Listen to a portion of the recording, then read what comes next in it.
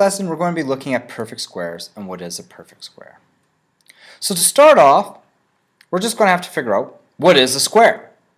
Well, right here I have a square. This shape is a square. You guys know it as a square. What that means is each side is identical, and we have four sides and each one is identical, meaning each side is equal to the other in distance. So in this shape here I have 1, 2, 3, 4, 5, 6, 7 by 1, 2, 3, 4, 5, 6, 7. So it's equal, this is a 7 by 7 unit shape. In this case, each unit is centimeters. Okay? Now, what else we know about the square is they make right angles. So what's so neat about squares are we have 7 rows here by 7 columns, or we have an array of 7 by 7. So what's the easiest way of doing this? To find the area of this, like if we're looking at a square, to find the area of a square, that would equal each one of these squares on the inside, right? So I would have 7 rows by 7 columns, which is going to give me 7 times 7. That's going to be equal to 49 centimeters squared. Now, let's look at this here. This is essentially one side, and this is the other side. Because we know area of any four-sided shape, rectangle that has a right angle, is going to be base times height. In this case here, my base and height are the same. They're equal to a side. So area is equal to side times side. Or in other words, my area is equal to side squared. Side times a side is side squared. And my answer is 49 centimeters squared. So anytime we multiply a number by itself, we use the term squared, which kind of refers to the area of a shape. And an area of a square is each side must be the same. So when I want to find the square root of something, that means I want to know what two identical numbers multiply together to get that shape.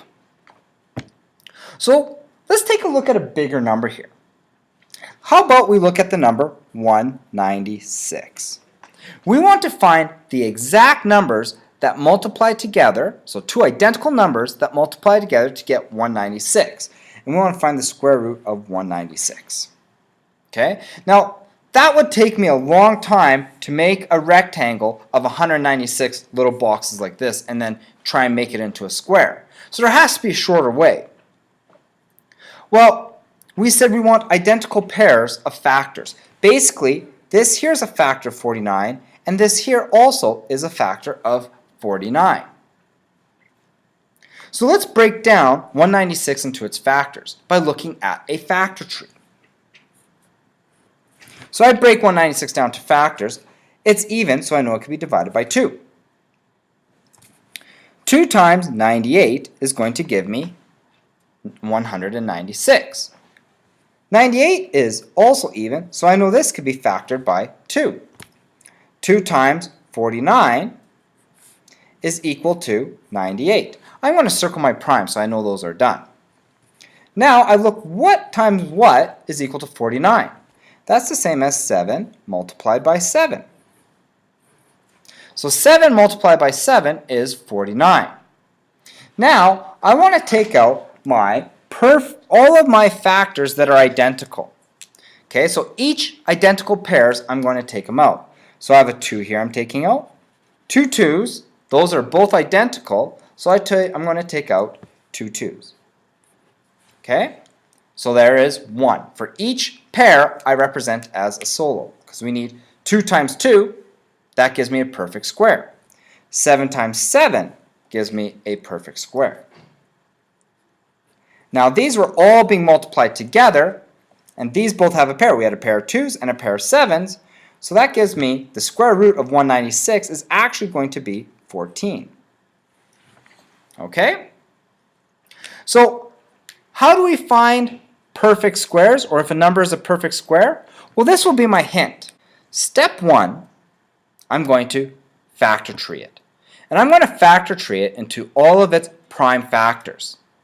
Step 2, I'm going to take out all the pairs of prime factors. and make sure each one is used. Okay? Then step 3, I'm going to multiply the pairs of prime factors together to get my square root. So let's take a look at another number.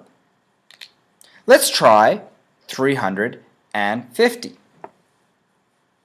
Okay, so let's take a look at this, 350. I'm going to try and find the square root of 350. Okay, so first of all, I look at this. 350, I know it could be divided by 10 because it ends in a 0. So I'm going to have 10 and 35. 10 can be broken down to 2 multiplied by 5. These are both prime, so I'm going to circle them. 35 can be broken down to 5 times 7. So now let's look at, so we did step 1. We broke it down into a factor tree. Okay? So we have now all of the prime factors only. Step 2 is find all the pairs. So I look here, I have one pair of 5s. The 5s have a pair, so that's going to be equal to 5 multiplied by, but now I have a problem. This 7 doesn't have a pair, neither does this 2. So this number here actually is not a perfect square.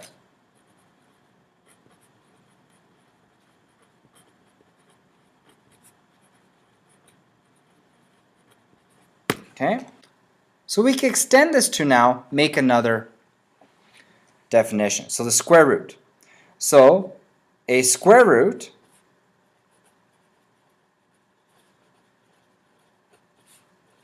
of a perfect square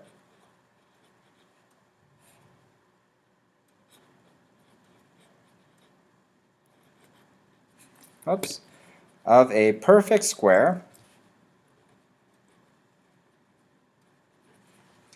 is all of the pairs of prime factors multiplied together. Is the product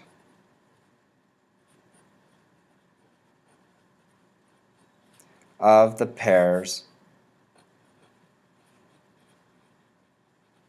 of prime factors.